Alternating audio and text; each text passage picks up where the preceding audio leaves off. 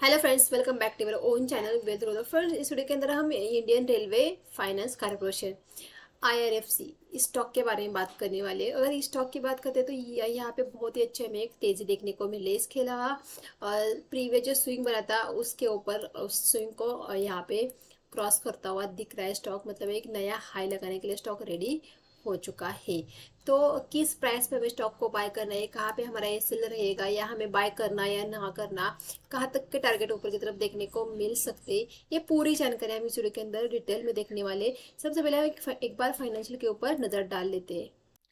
अगर यहाँ पे स्टॉक की बात करें तो यहाँ पे स्टॉक 77 के आसपास यहाँ पे प्रेजेंटली ट्रेड करता हुआ नजर आया। लास्ट ट्रेडिंग सेक्शन के अंदर हमें यहाँ पे 4% की यहाँ पे तेजी ऑलमोस्ट यहाँ पे देखने को मिल रही है। अगर हम स्टॉक की अगर बात करें तो 1 वीक के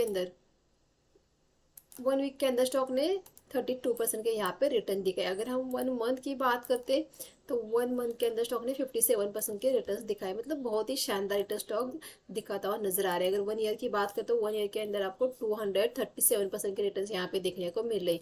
जैसे कि कहा कि एक Indian railway finance corporation limited है, तो फाइनेंशियल इंटरेस्ट स्टॉक है रेलवे का। इसके लिए एक लार्ज कैप है, मतलब इसकी अगर देखते तो 77 रुपीज का स्टॉक है, लेकिन एक लार्ज कैप है। इसकी अगर मार्केट कैप देखते हैं 95,596 करोड़ की इसकी मार्केट कैप हमें देखने को यहाँ पे मिल रही है। तो स्टॉक के अंदर एक अच्छी खासी तेजी हमें देखने को मिल रही है। तो क्विकली फाइनेंशियल के ऊपर एक बार नजर डाल लेते हैं।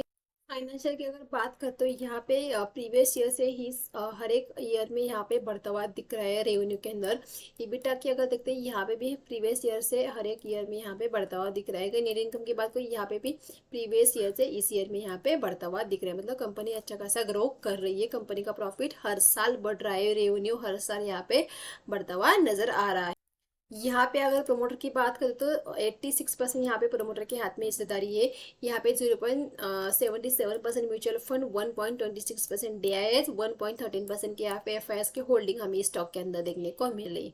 इसके अलावा स्टॉक के रिटर्न के हाथ में 10.48% की होल्डिंग हमें देखने को मिल रही। स्टॉक की अगर बात करें यहाँ पे कोई भी रेड फ्लैग हमें देखने को नहीं मिल रहा है ये स्टॉक के अंदर।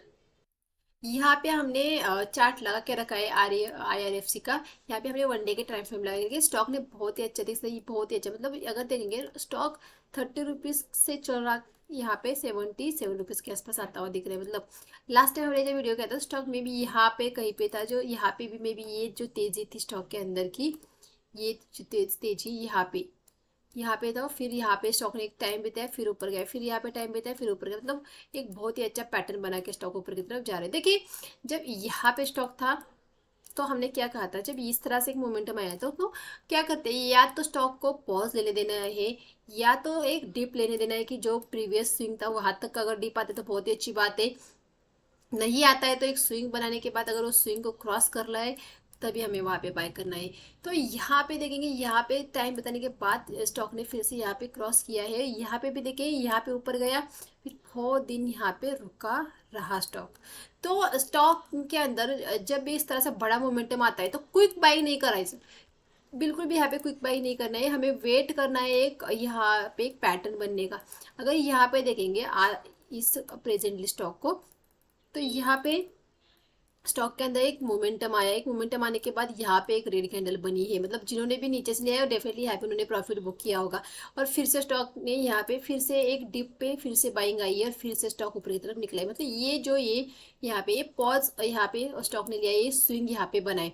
तो जिस किसी ने भी ये जो बाइंग आई है उनके यहाँ पे एसएल रहे होंगे, तो इस रेड कैंडल के एसएल के साथ ही आप बाय कर सकते हैं। अगर आपको बाय करना है तो जो बोलोगे इतना बड़ा तो हमें एसएल नहीं देना है, तो इतना बड़ा अगर एसएल नहीं देना है तो फिर आप इसके हाई का एसएल लगाए। जो छोटे एसएल देना चाहते हैं उन्होंने हाई का एसएल लगाए, तो एकदम यहाँ पे नहीं नहीं मैं तो एसएल दे सकता हूँ इतना बड़ा, तो वो इस स्विंग का एसएल लगा के स्टॉक को बाय कर सकते हैं। अभी भी स्टॉक के अंदर ऊपर की साइड का मोमेंटम हमें देखने को मिल सकता है। जिस तरह से इंडेक्स एक नया हाई लगाने के लिए रेडी है, इंडेक्स के अंदर एक मोमेंटम आ रहा है, तो बहुत सारे स्टॉक के अंदर एक बहुत ही अच्छा मोमेंटम यहाँ पे आता हुआ दिख रहा है। तो इस रेलवे स्टॉक के अंदर भी बहुत ही अच्छा मोमेंटम हमें देखने को मिला, तो इस स्टॉक के अंदर भी और भी मोमेंटम हमें ऊपर की तरफ देखने को मिला है। अगर देखेंगे यहाँ पे इसका एक ब्रेकआउट हो गया है और सस्टेन भी हो गए, तो इसीलिए एक ऊपर की तरफ और भी मोमेंटम हमें देखने को मिल सकता है। और जो लोग हैं जिन्होंने नीचे से लिया है तो डेफिनेटली उन्होंने अपने एसएल को इस हाई के आसपास ट्रेल करना है। इससे नीचे आता है आपको वहाँ पे प्रॉफिट बुक करने है, क्योंकि क्या होता है हम स्टॉक को बाय तो कर लेते हैं लेकिन ऊपर जाते अच्छा खासा प्रॉफिट लेते हैं, हम फिर ग्रीडी हो जाते हैं और ऊपर जाएगा और ऊपर स्टॉक फिर नीचे नीचे नीचे आता चलता है और हम फिर बैठे रहते हैं। तो ये गलती नहीं करनी। अगर आपने नीचे से बाय करके रखा है तो आपको बहुत टाइटली अपने एसएल को ट्रेल करना है। इस हाई के एसएल के साथ हम अपने प्रॉफिट को बिल्कुल भी यहाँ पे कम नहीं होने देगा। अगर हमने एक अच्छी प्राइस पे स्टॉक को बाय किया है तो डेफिनेटली हमें पूरा मोमेंटम कैप्चर करना आना चाहिए। तो यहाँ पे जैसे इस हाई को स्टॉक नीचे आएगा आपको आपके प्रॉफिट को बुक करना है। हाँ, फिर यहाँ पे अगर यहाँ पे स्टॉक इस स्विंग के आसपास कोई पॉजिटिव पैटर्न बनता है तो फिर से आप यहाँ पे बाय कर सकते हैं, लेकिन फिलहाल के लिए तो आपको इस स्विंग के नीचे निकलना ही पड़ेगा। तो इसी तरह से देखिए, किसी भी स्टॉक को बाय करने से पहले आपके पास पूरा प्लान होना चाहिए कि किस प्राइस पे बाय करना है, हमारा एसएल कहाँ पे रहेगा, हमारा टारगेट कहाँ पे रहेगा। तो इन तीनों चीज़ें अगर आपके पास होगी तभी आपको स्टॉक में एंटर करें। बस न्यूज़ आई, स्टॉक के अंदर 5% का सर्किट लगा, कोई तेज़ी, बहुत बड़ी तेज़ी है, किसने कहा, तो किसी के कहने से कुछ नहीं होता है। आपके पास किसी भी स्टॉक को लेने के लिए आपके पास एसएल होना चाहिए। और सबसे बड़ी बात, क्या आप उतना एसएल दे सकते हो? तो देखिए, अगर देखेंगे तो यहाँ पे स्टॉक प्रेजेंटली ट्रेड कर रहा है 77 रुपीज़ के आसपास।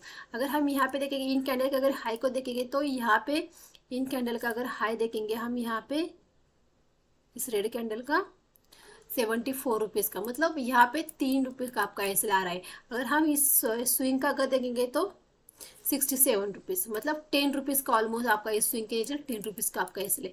तो देख सकते हैं अभी ये आपकी क्वांटिटी पे ऊपर डिपेंड करता है। जिन लोगों की बहुत ज़्यादा क्वांटिटी उनके लिए 10 रुपीज़ का एसएल यहाँ पे डेफिनेटली बड़ा लगेगा। उनके लिए 3 रुपीज़ के एसएल एक ठीक एसएल रहेगा। लेकिन जिनके पास क्वांटिटी कम है और 10 रुपीज़ के एसएल को भी वो ऑफर कर सकते हैं। तो डिपेंड करता है कि आपकी क्वांटिटी कितनी है, आप कितने एसएल ले सकते हैं, उसके ऊपर आपकी स्ट्रेटेजी बन सकते हैं, उसके ऊपर आपकी बाइंग रह सकती है। तो कभी भी फोमो में आके न्यूज़ के चलते कभी भी स्टॉक को बाय नहीं करना है। आपके पास उस स्टॉक को बाय करने का एक रीज़न होना चाहिए। हमारे पास रीज़न क्या है कि हाँ, एक स्टॉक के अंदर मोमेंटम है, स्टॉक ने पॉज लिया है, फिर से स्टॉक अपने मोमेंटम को कंटिन्यू कर रहा है।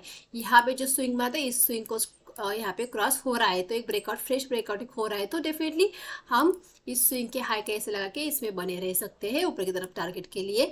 अगर किसी वजह से नीचे है तो डेफिनेटली हम हमारे एसएल को देख के निकल जाएंगे। तो ये एक रीज़न है हमारे पास एक एसएल है और हमारे पास एक यहाँ पे टारगेट है कि हाँ, यहाँ से ऊपर की तरफ हमें एक 10% का मोमेंटम भी मिल जाता है, तो बहुत बड़ी बात है। तो इस तरह से आपके पास पूरा एक सेटअप होना चाहिए स्टॉक को बाय करने के लिए। तो आज वीडियो अच्छा लगा तो वीडियो को लाइक कीजिए, चैनल को अभी तक सब्सक्राइब नहीं तो चैनल को सब्सक्राइब कीजिए। Thank you.